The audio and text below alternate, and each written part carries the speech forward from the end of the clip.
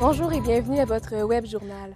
En manchette, le 4e étage de l'hôpital de Jonquière est évacué et le Conseil régional de la culture est inquiet pour l'avenir de Radio-Canada.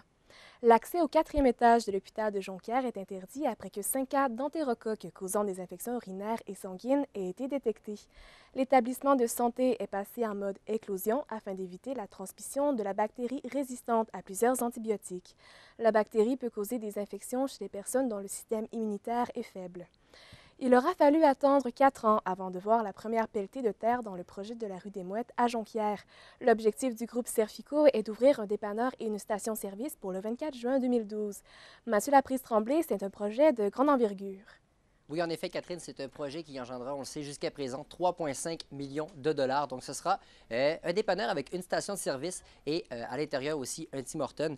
Donc, en tout, ça va engendrer... En fait, ça va prendre ça va prendre 50 000 pieds carrés, donc quand même un assez grand terrain. Et c'est le deuxième projet de la compagnie de grande envergure comme ça. On sait qu'ils ont aussi un projet de 36 millions de dollars pour les rues Mellon et Mathias dans le secteur d'Arvida.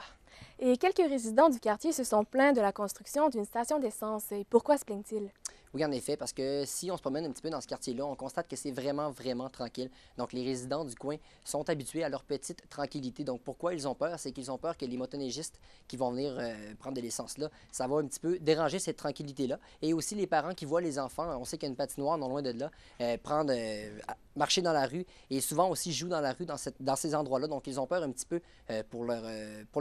Ils croient que ça va créer un danger. Je vous laisse entendre un résident du quartier à ce sujet.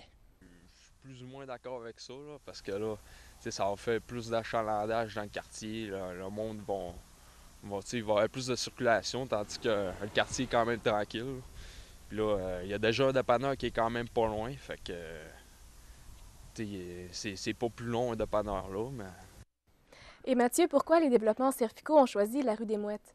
Eh bien, pourquoi ils ont choisi cet emplacement, malgré que les gens un petit peu ont fait des plaintes et tout ça? C'est parce qu'il y avait vraiment là, beaucoup de place. Et même si c'est un quartier résidentiel, il y a des maisons qui se construisent là. Il est situé, la rue en fait, est située juste à côté de l'autoroute 70. Et l'autoroute 70 est longée par des sentiers de motoneige. Donc, ils veulent desservir ceux qui passent près de là en motoneige. Et ils veulent aussi, durant la saison estivale, il y a beaucoup de cyclistes qui passent dans ce coin-là. Ils veulent aussi desservir les cyclistes qui vont passer là. Donc, c'est pour ça qu'ils ont quand même choisi de faire ce dépanneur à cet endroit. Merci Mathieu. Merci. La Fédération des comités de parents a de sérieuses réserves concernant l'implantation d'un programme d'anglais intensif obligatoire pour tous les élèves de 6e année du primaire. La Fédération se dit en accord avec l'idée, mais tient fermement à ce que son application soit modulée en fonction des besoins de chaque école. Elle juge beaucoup trop court le délai de 3 ans que s'est fixé le gouvernement pour appliquer cette mesure. Le Parti québécois et les syndicats de l'enseignement se sont déjà fermement opposés au projet. Le Conseil régional de la culture est inquiet des compressions budgétaires annoncées par le gouvernement Harper pour le réseau de Radio-Canada. Le CRC offre son appui aux employés de la Société d'État. Maxime Brévoux-Durand, pourquoi le CRC a-t-il décidé d'appuyer Radio-Canada? En fait, puisque la Société d'État joue un rôle important au niveau culturel dans la région, le Conseil régional de la culture se devait d'appuyer Radio-Canada dans les compressions budgétaires prévues par le gouvernement Harper, auquel Radio-Canada devra faire face dans le prochain budget.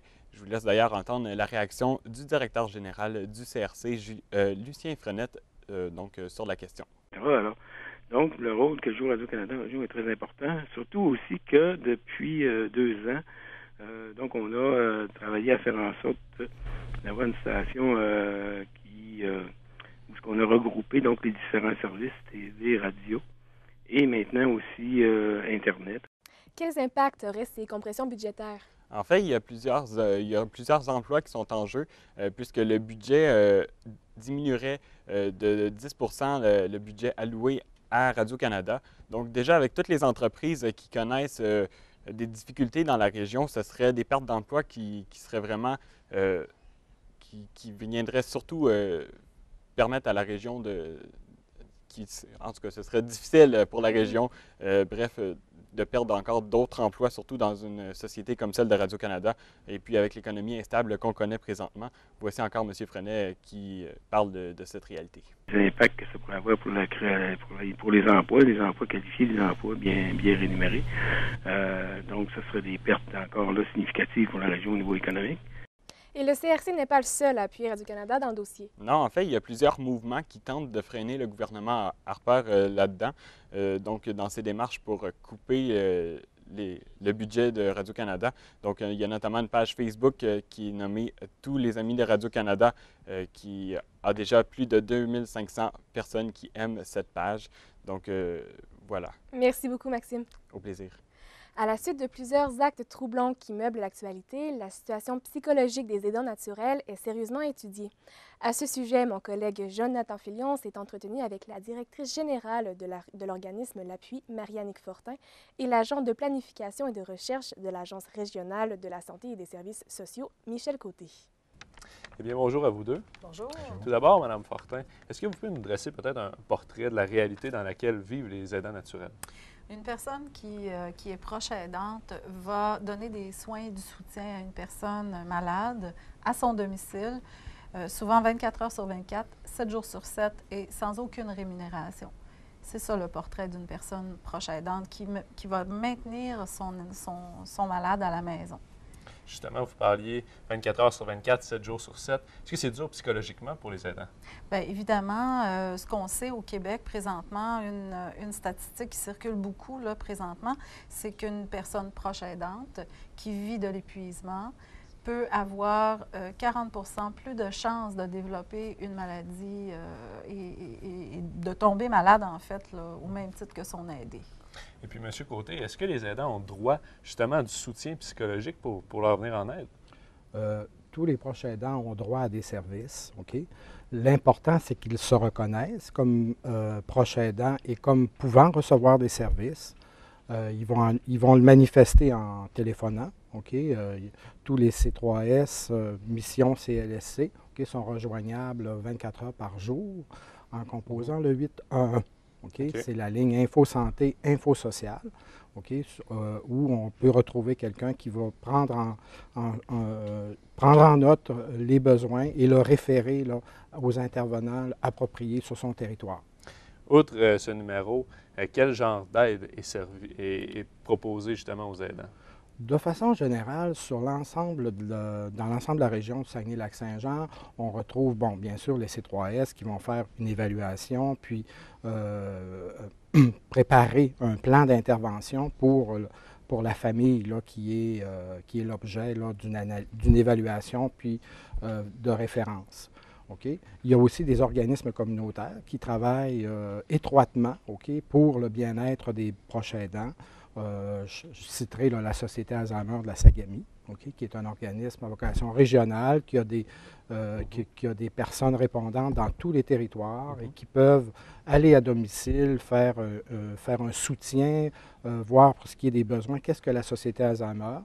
Il y a d'autres organismes communautaires aussi qu'on retrouve dans tous les territoires qui font dans le bonjour quotidien, qui font dans la popote livrée à domicile à tous les jours, qui font du transport, de l'accompagnement, qui vont amener parfois la personne avec des problèmes de santé dans un centre d'activité pour la journée, ainsi offrir une demi-journée ou une journée de répit aux proches aidants. Donc, il y a plusieurs possibilités. L'important, c'est de le demander. Et puis, du côté du gouvernement, est-ce qu'il offre assez en termes de subventions, d'aide, de matériel, justement pour venir en aide aux aidants?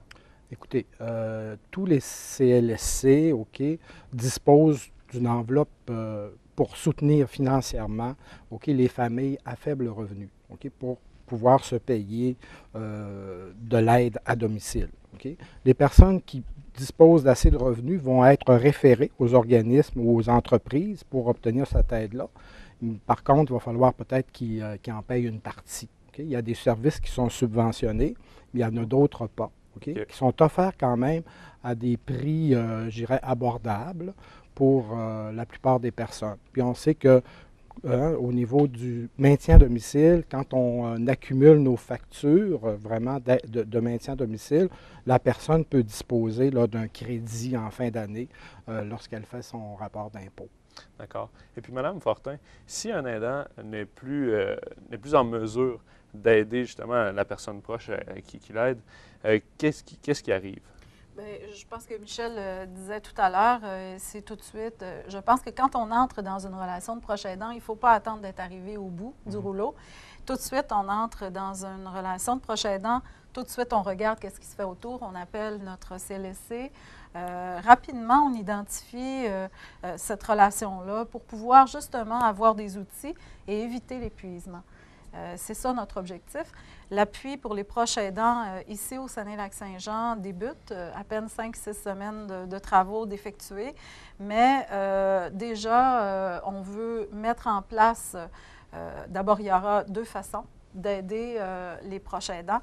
La première sera évidemment par une ligne également qui va être sensiblement pareille à celle d'Info Social. Toutefois, elle sera axée pour l'aidant.